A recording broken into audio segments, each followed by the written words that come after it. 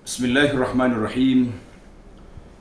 Alhamdulillahi rabbil alamin wassalatu wassalamu ala rasuli rabbil alamin nabiyyina wa habibina wa qudwatina Muhammad ibn Abdullah wa ala alihi wa sahbihi wa man sar ala nahjihi wa ihtada bihadihi wa istanna bisunnati ila yaumiddin, amma ba'du.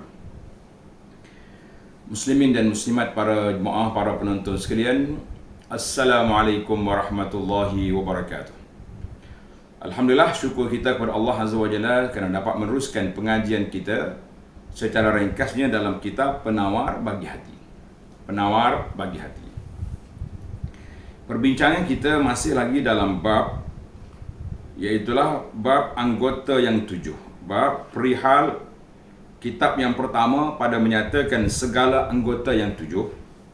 Kita dah bincang anggota yang pertama dulu, mata, kemudian telinga, kemudian lidah.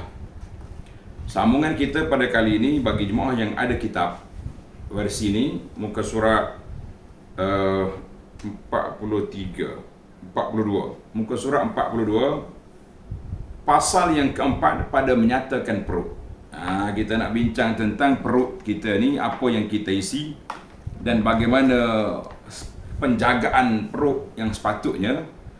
Masalah nak kempeskan perut ke ataupun apa saja yang sepatutnya kita kena buat, maka para jemaah sekalian, inilah di antara perbincangan yang kita akan bincangkan.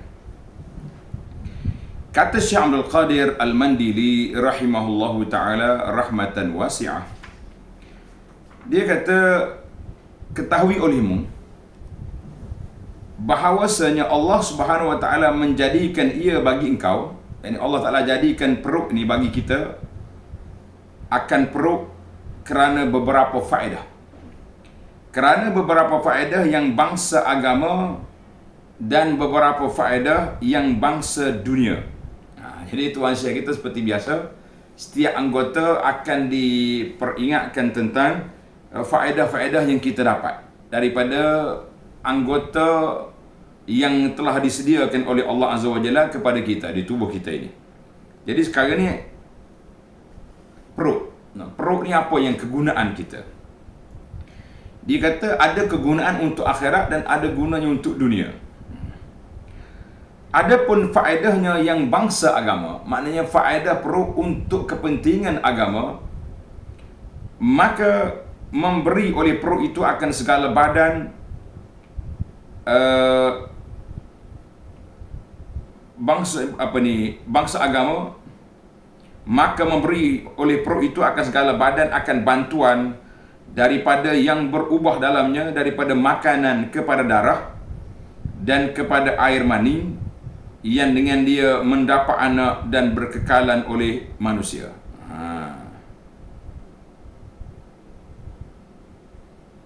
Jadi kita ni nak hidup atas dunia. Jadi bila kita nak hidup, kita perlu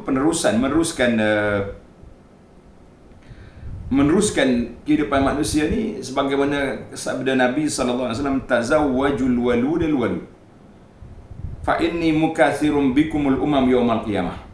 Hendaklah kamu berkahwin dengan orang perempuan yang suka beranak dan kuat kasih sayang dia kepada keluarga dia, kepada suami dia. Sebab aku bangga dengan ramainya umat aku pada hari kiamat. Itu dipanggil.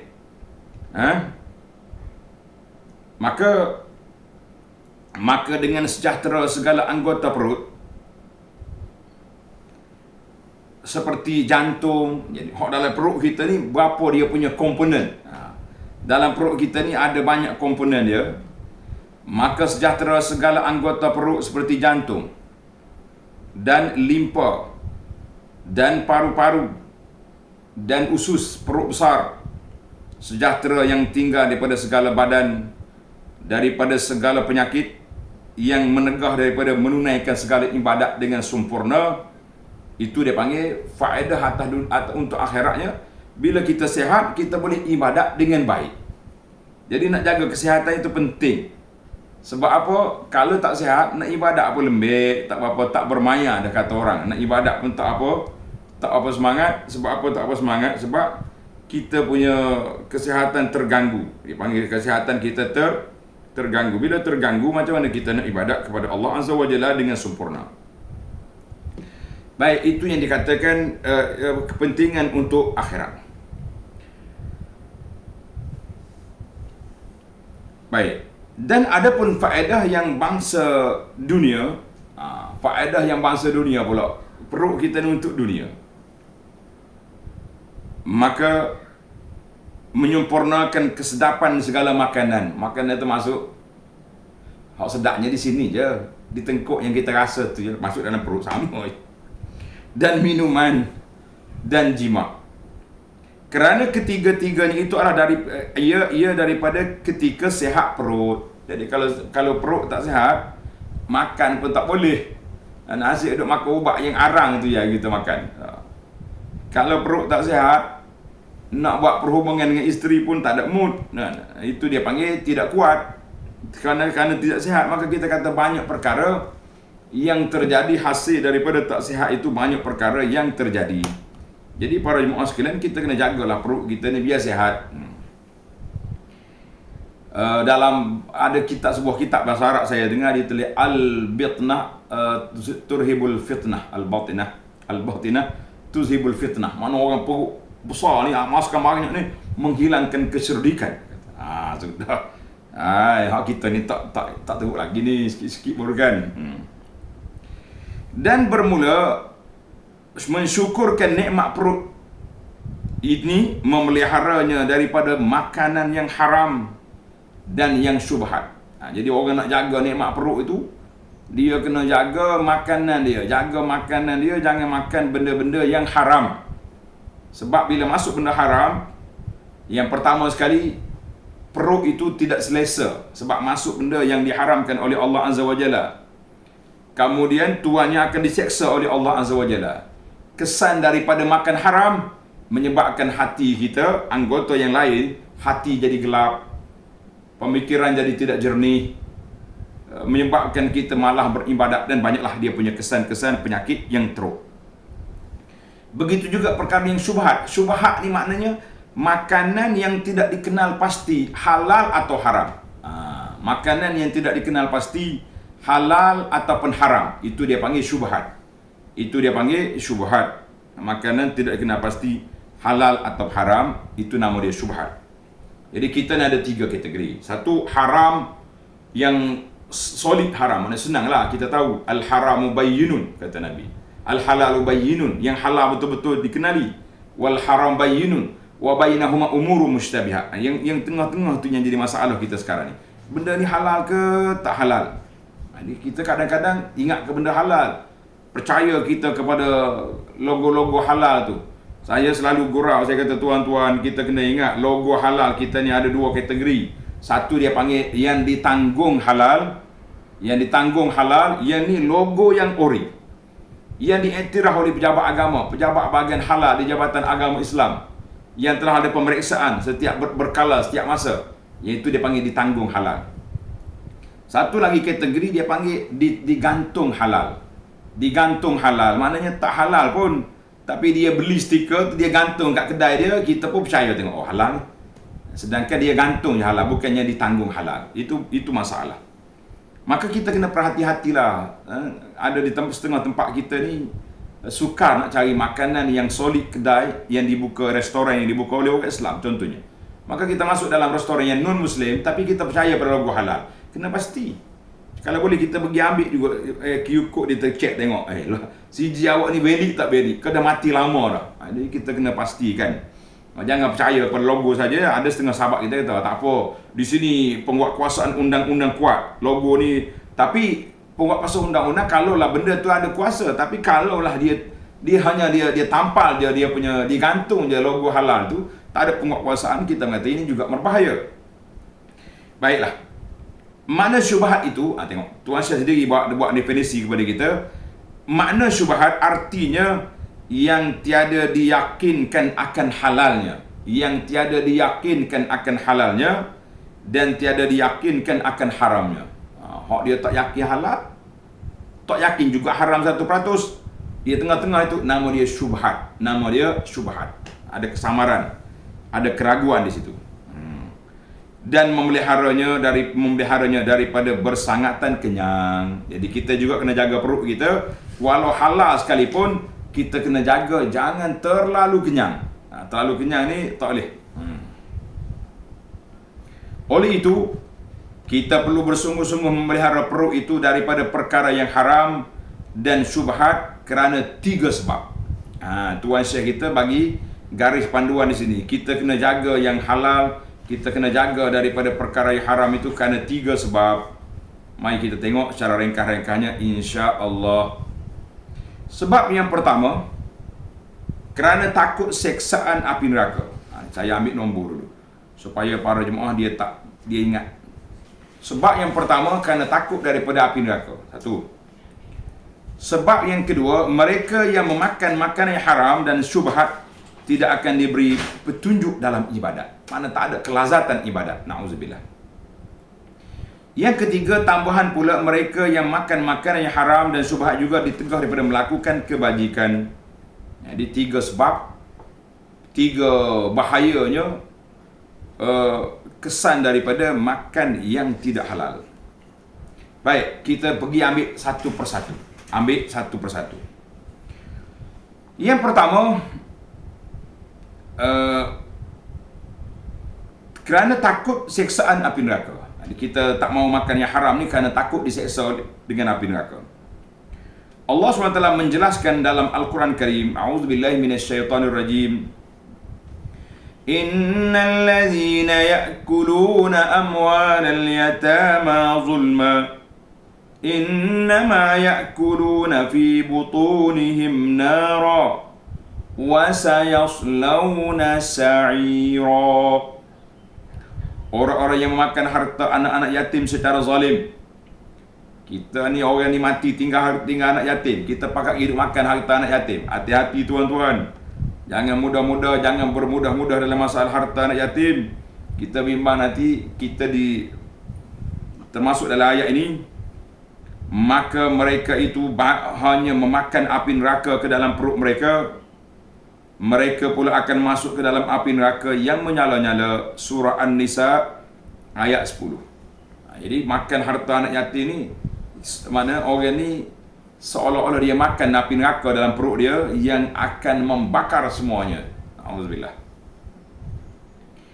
Dan sabda Nabi sallallahu alaihi wasallam, la yadkhulul jannata lahmun nabata min haram. La yadkhulul jannata lahmun nabata min haram.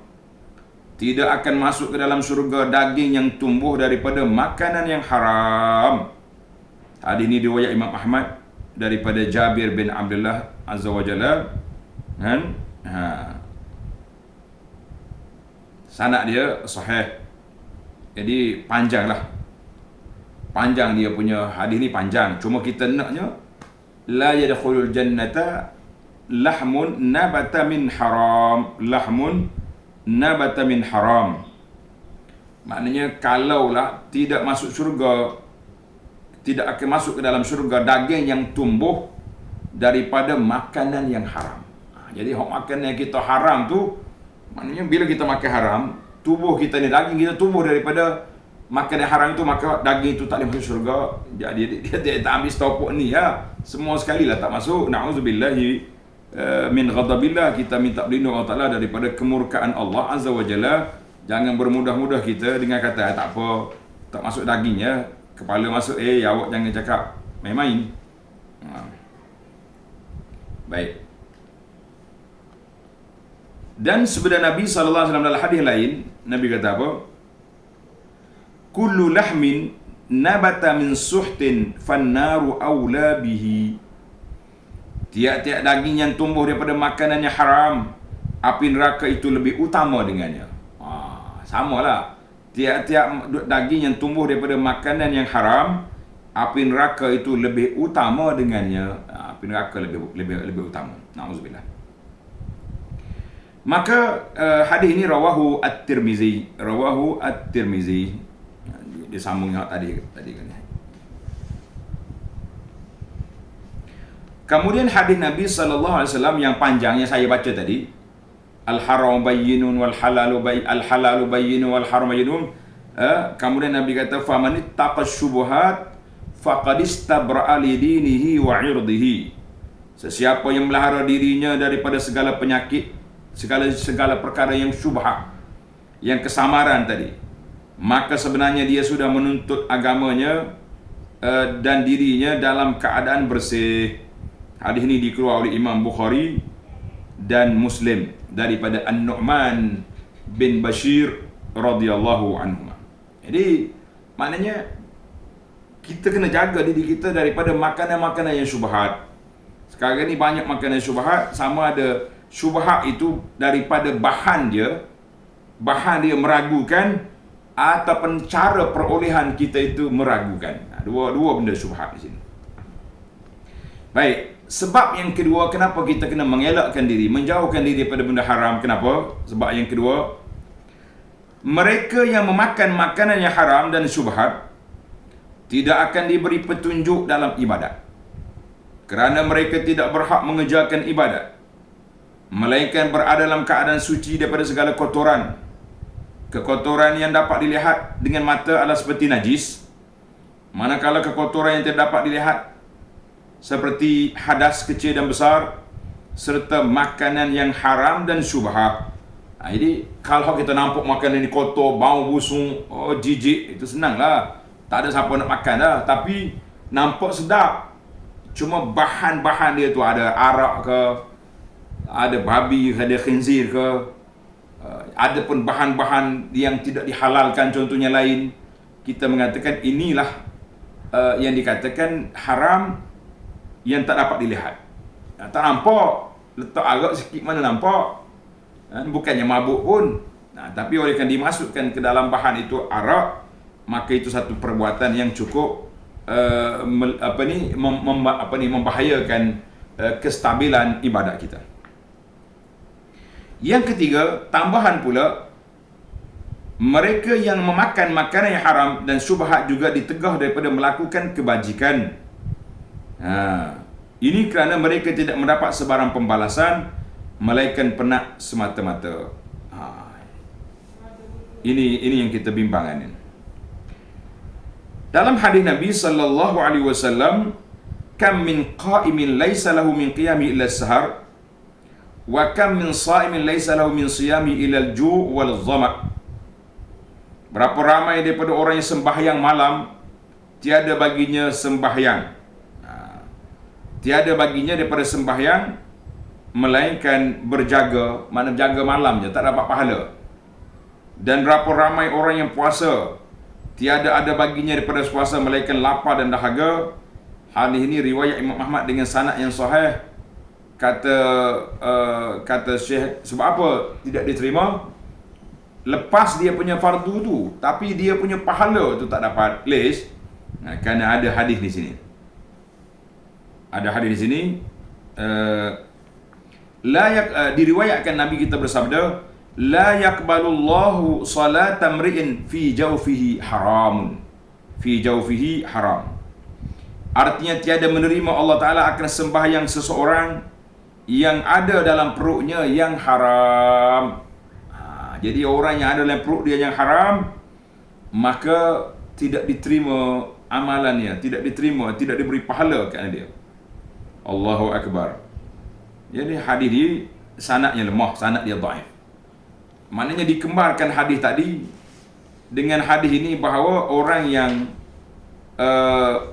yang dalam perutnya haram, kalau dia buat ibadat, ada dua risiko. Yang pertama, dia jadi malah ibadat.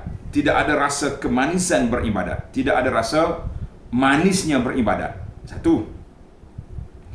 Dan kalau dia beribadat juga pun, ibadat dia tidak mendapat pahala mengikut pandangan yang disebut oleh Syekh kita ni rahimahullahu ta'ala. Maka dengan itu kita perlu menjauhi sifat makan sehingga kenyang,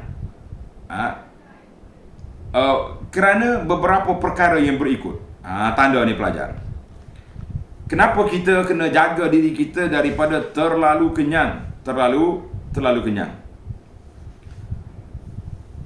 Dengan Tuan Syekh senarai kepada kita, ada 10 perkara. Kalau boleh catatlah. 10 perkara bahayanya penyakit terlalu kenyang. Adapun bersangatan kenyang, maka hanya sahaja dituntut daripada menjauhkannya kerana beberapa perkara. Yang pertama, kerana bahawasanya banyak makan itu sebab bagi keras hati. Allahu Akbar.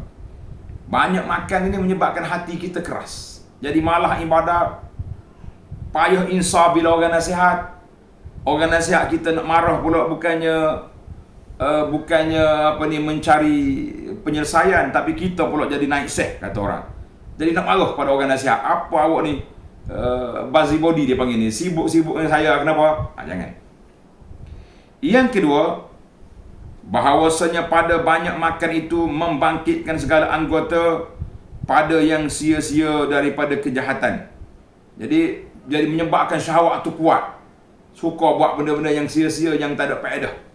Sebab bila dia gagah, bila dia kuat, banyak benda lah yang dia nak buatnya tu. Banyak benda yang dia nak buat. Jadi banyaklah kekacauan yang berlaku itu. Nasallallahu as-salamata wal afiyah.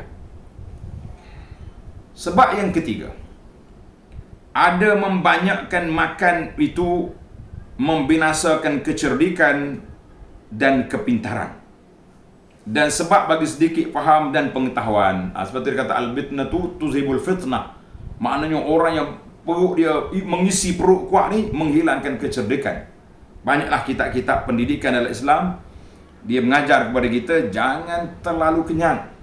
Kalau tidak jadi payah nak faham kita punya belajar. Sebab yang keempat, bahawasanya banyak makan itu sebab bagi sedikit ibadat. Jadi dia sibuk dengan makan. Tamu-tamu kalau makan hok jenis buffet. Allahu Akbar. Buffet ni siapa berjam-jam makan. Lepas makan. Pusing meja sana, pusing sini. Nak ibadat sudah tak ada. Lepas makan kenyang. Lepas kenyang rehat. Lepas rehat tak ada. Tak banyak ibadat. Nasallallahu alaihi wasallam. Tengok kita ni kata. Kerana bahawasanya manusia itu apabila membanyakkan ia akan makan, nescaya berat badannya dan mengantuk matanya. Bila dia makan banyak, berat body, tubuh jadi berat, mata pun jadi mengantuk. Tak boleh nak fokus dah pada pelajaran, asyik makan. Jadi ini Syekh kita bagi amaran kepada kita, jangan banyak makan. Banyak makan ni jadi malas ibadat, banyak mengantuk, dan menyebabkan kita tak boleh nak fokus apa yang kita belajar. Sebab yang kelima, bahawasanya membanyakkan makan itu sebab bagi ketiadaan sedap mengerjakan ibadat. Punca kita tak sedap ibadat ini sebab apa? Sebab banyak makan. Orang yang banyak makan, kurang semangat dia punya ibadat. Nasallallahu salamata wal afiyah. Yang keenam, bahawasanya pada membanyakkan makan itu ditakuti jatuh kepada yang haram dan syubhat. Orang yang banyak makan ini takut pergi ke haram dengan benda yang syubhat. Pasal semua benda dia nak makan belaka, nak test belaka, nak try belaka, maka dia akan jadi seperti perkara yang tersebut itu. Yang ketujuh, bahawasanya padanya, pada makan banyak itu, menyusahkan hati dan memenatkan badan pada mencarinya. Bila nak makan banyak, kena kerja kuat. Allahu Akbar. Dan menyediakannya, kena masak pula, atau pergi cari restoran yang bagus-bagus, dan memakannya. Ambil masa lama nak makan sikit sayang, makan banyak lah, rugi masa, dan melepaskan daripada mudaratnya. Jadi kena jaga pula kemudaratan dia. Penyakit ni pula macam-macam. Jadi itu semua hasil daripada makan banyak. Sebab yang ke-8, bahawasanya membanyakkan makan itu sebab bagi bersangatan sakit mati. Sudah. Kerana kesakitan dan kesusahan mati itu sekadar kesedapan dunia. Nasallallahu salamata wal afiyah. Yang ni anak tak jumpa, Syekh pun tak sebut dalil di sini. Yang lain-lain itu kita nampak lah. Secara zahir pun nampak. Tapi hak ni. Kalau kata orang makan banyak ni, jadi susah nak mati. Kita kata wallahu alam. Biar ni saya yang ke-8 ni perlu pada tahqiq. Masail ini perlu pada tahqiq. Ada kesandaran daripada hadis Nabi sallallahu alaihi wasallam, orang yang banyak makan menghadapi sakaratul maut sukar. Wallahu alam. Saya kata wallahu alam. Yang ke-9, bahawasanya padanya mengurangkan pahala akhirat. Orang yang banyak makan ni kurang pahala akhirat. Pada zahirnya begitulah. Tapi kalau kita memikir pula, bila orang tu banyak makan, hak kita buat jamuan, banyak pula pahala kita ambil. Kita boleh pahala banyak, dia pula. Wallahu alam. Allahul musta'an. Dan yang ke-10, bahawasanya padanya hisab pada hari kiamat. Ini jelas. Sebab dalam riwayat mengatakan halaluha hisab wa haramuha azab. Nikmat yang kita guna ni, tak kira lah makanan ke pakaian ke apa saja yang kita guna, yang halal ni hisab. Jadi kalau lah orang yang makan sikit, hisab dia sekejap. Yang makan banyak dia cek dulu, awak ambil mana makanan, membeli kat mana, duit mari mana, bahan panjang pula dia punya perbicaraan. Maknanya bahawasanya hisab pada hari kiamat itu panjang. Sebab lagi banyak kita makan, lagi persoalan itu belah panjang pula akan dipersoalkan, dipersoalkan. Nas'alullah as-salamata wal afiyah. Kita minta selamat, Allah Ta'ala selamatkan kita daripada 10 perkara ini. Kata Syekh Abdul Qadir telah menyebut akan 10 perkara ini oleh Al-Imamul Ghazali rahimahullah di dalam kitabnya Minhajul Abidin. Nah, kalau tuan-tuan nak baca panjang, nak detailkan perkara ini, kita rujuk pada Minhajul Abidin. Ataupun kalau nak detail lagi, kita boleh rujuk kepada kitab asal dia, Ihya Ulumuddin. Jadi itulah kitab Ihya Ulumuddin itu perlu dibaca oleh orang-orang yang ada kemahiran lah, kan? Boleh membaca dia, bolehlah, pasal banyak perbahasan dia tu, ada yang tinggi, perbahasan dia dalam masalah hadis dan sebagainya, yang perlu kita kena perhati dan kita kena teliti. Baiklah, para jemaah sekalian, itu 10 perkara yang menyebut tentang bahayanya makan banyak. Sekarang sebagai penutup, terdapat beberapa hadis Nabi SAW pada mencela akan kenyang. Nabi kita tak suka kenyang. Yang keterlaluan ini, salah satu daripada hadisnya, sabda Nabi SAW daripada Ibnu Umar, qala sallallahu alaihi wasallam, al-mu'minu ya'kulu fi mi'an wahidin wal kafiru ya'kulu fi sab'ati am'a. Orang yang sempurna imannya, dia akan memakan pada satu perut. Maknanya satu perut yang tak banyak makanan. Dan orang kafir akan makan pada 7 perut. 7 perut. Hadis ini rawahu, dia tulis ini rawahu Bukhari dan juga Muslim. Makan 7 perut dia punya puak-puak kafir ini. Allahul musta'an. Dan juga hadis yang terakhir sebagai penutup,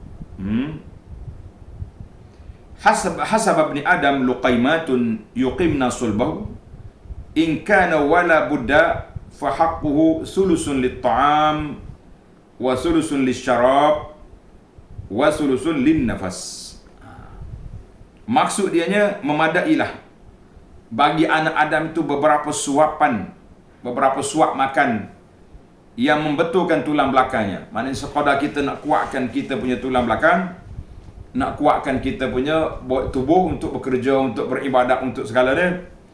Jika ada dia menuntut tambah, maknanya kalau nak makan lebih lagi dan tak dapat tiada daripada menambah, yang maka sepatutnya kita bagi 3. Bagi 3 makanan. 1/3 untuk makan, 1/3 perut diisi untuk air, minuman, dan 1/3 lagi untuk nak bernafas. Alhamdulillah, tamatlah para jemaah sekalian perbincangan kita dalam bab penyakit menjaga perut. InsyaAllah kita akan sambung lagi dalam siri yang akan datang, fasal yang kelima pada menyatakan faraj. Jadi penyakit yang mari daripada parak ini bahaya. InsyaAllah kita akan sambung biiznillahi azza wa jalla dalam siri-siri yang berikutnya. Subhanakallahumma wa bihamdika Asyhadu an la ilaha illa anta astaghfiruka wa atubu ilaik. Wa sallallahu ala nabiyyina Muhammadin wa ala alihi wa sahbihi ajma'in walhamdulillahi rabbil alamin. Wassalamualaikum warahmatullahi wabarakatuh.